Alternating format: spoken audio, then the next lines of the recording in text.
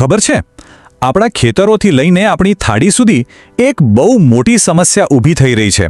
આપણે જે સમૃદ્ધિ પાછળ ભાગી રહ્યા છીએ એની આપણે શું કિંમત ચૂકવી રહ્યા છીએ?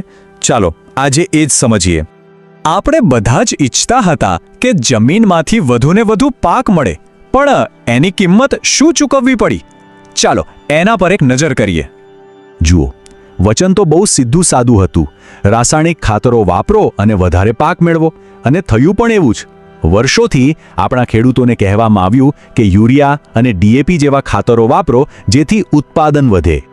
પણ આનો એક બહુ મોટો ગેરફાયદો થયો, જે શરૂઆતમાં કોઈને દેખાયો નહીં. આ પ્રથાએ ખેતીના મૂળ પાયા એટલે કે આપણી માટીને અંદરથી ખોખલી કરી નાખી. એનું જીવન જ છીનવી લીધું. તમને જાણીને નવાઈ લાગશે, પણ માટી માત્ર ધૂળ નથી. એ એક જીવંત વસ્તુ છે. વિજ્ઞાન પણ કહે છે કે એમાં કરોડો સૂક્ષ્મજીવો અને અળસિયા જેવા કુદરતી મિત્રો હોય છે, જે એને ફળદ્રુપ અને જીવંત રાખે છે. પણ પેલું જે રાસાયણિક ખાતર આપણે નાખ્યું, એણે શું કર્યું? એણે આ બધા જરૂરી જીવોનો નાશ કરી દીધો. એ એક રીતે ઝેર જેવું જ કામ કરે છે, જે માટીના આ મિત્રોને મારી નાખે છે.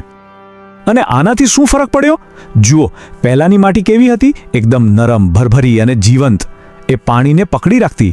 અને આજની માટી પથ્થર જેવી કઠણ અને બેજાન. એના છિદ્રો બંધ થઈ ગયા છે, એટલે ભેજ પણ નથી ટકતો. પણ વાત અહીંયા ખેતરોમાં જ અટકતી નથી. આ સમસ્યા તો છેક આપણા ઘર સુધી, આપણી થાળી સુધી પહોંચી ગઈ છે. કેવી રીતે? તો સમજો.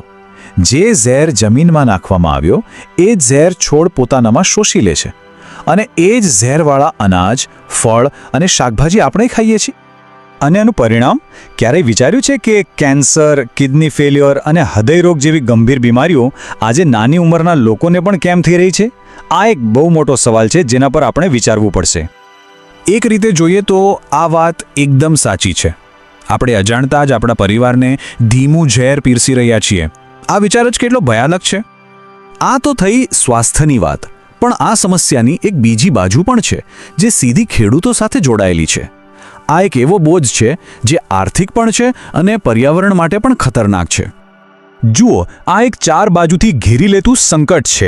પહેલું, જમીન મરી રહી છે, એને દર વર્ષે વધુને વધુ રાસાયણિક ખાતરની લત લાગી ગઈ છે.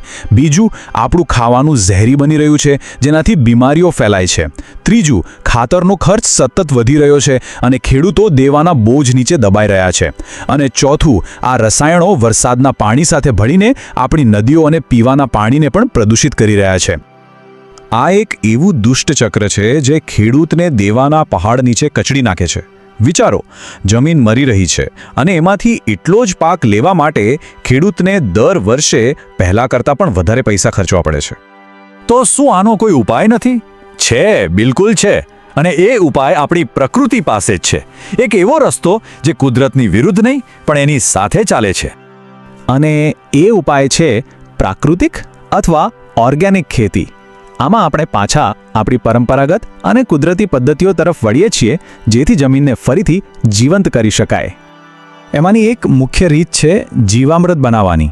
આ એકદમ દેશી અને શક્તિશાળી ખાતર છે. એને બનાવવા માટે શું કરવું? બસ એક મોટા ડ્રમમાં ગાયનું છાણ અને ગૌમૂત્ર ભેગું કરો, એમાં બીજી પરંપરાગત વસ્તુઓ ઉમેરો અને બરાબર મિક્સ કરો. આ તૈયાર થયેલું જીવામૃત જ્યારે જમીનમાં જાય છે, ત્યારે માટીના સૂક્ષ્મજીવોને ફરીથી જીવંત કરી દે છે. અને સૌથી મજાની વાત શું છે ખબર છે? આનો આર્થિક ફાયદો. રાસાયણિક ખેતીમાં ખાતરનો ખર્ચ કેટલો બધો હોય છે, જ્યારે પ્રાકૃતિક ખેતીમાં આ ખર્ચ લગભગ શૂન્ય થઈ જાય છે.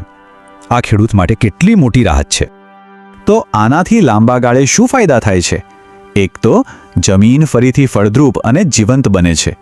ખેતીનો ખર્ચ ઘણો ઘટી જાય છે. આખા દેશને ઝેર વગરનું ખાવાનું મળે છે. અને સૌથી અગત્યનું, આપણે આવનારી પેઢી માટે એક સારો વારસો છોડીને જઈએ છીએ.